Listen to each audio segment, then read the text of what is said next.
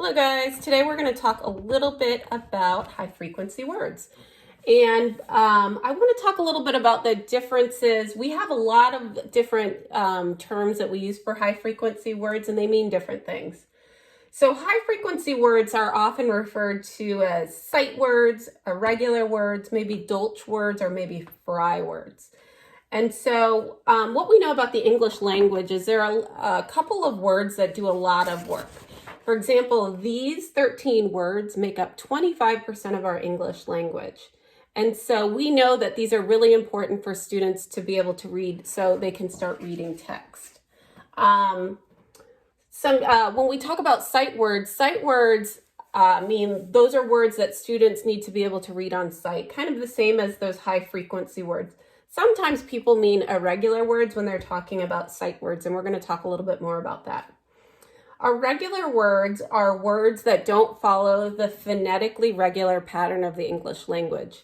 And, people often say, oh, English is so crazy, it's so irregular. But what we know is about 15% of the words in the English language are irregular. And So the process that we use for teaching words that are phonetically regular, we can just do, sound symbol relationship, like cat is phonetically regular. Each of these sounds matches the letter in a way that normally we would expect. So what we know about high frequency words and irregular words is that our brain stores them in the same way. So our brain stores words by understanding the meaning, with the letters and the sounds. So using all three of those together to help store those words in our long-term memory. And so when we're teaching high frequency words, we need to make sure that we are accessing all of these areas. Sometimes we teach high frequency words like the kids need to memorize the letters, but it's really important to attend to the sounds in our high frequency words, because it does make a difference, and it helps kids store them in our memory and store them in their memory and recall it faster.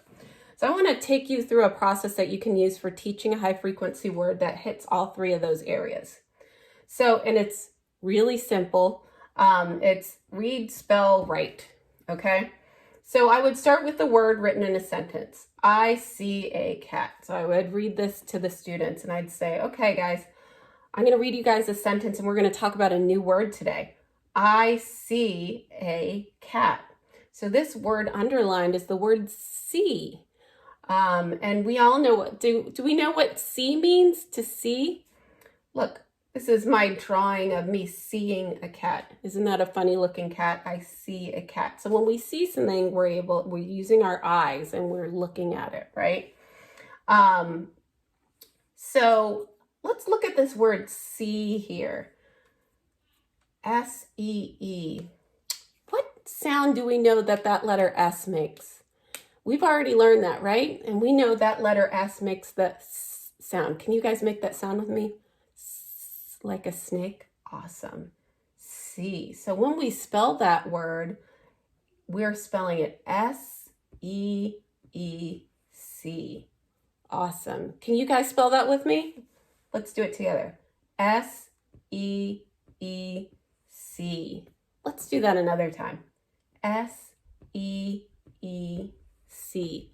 Great job. And so then our last step is write. So we may get up and do some skywriting where we're crossing that midline, S-E-E-C. We may start out, if you have students who maybe are struggling with some letter formation, we may do it together and say, how did we spell that word? Let's try that together. S-E-E-C. Or they may have their whiteboards and they're practicing together. And the last piece you can do is then extend that meaning, especially for the word like see. Like, what is something you see? Oh, I see Miss Liesma's board. I see a wall. I see a window. So you can further talk about that meaning. And so, and the interesting thing about this word see is it is also phonetically regular. The S sound is the sound you would spell with the S. would be spelled with an S.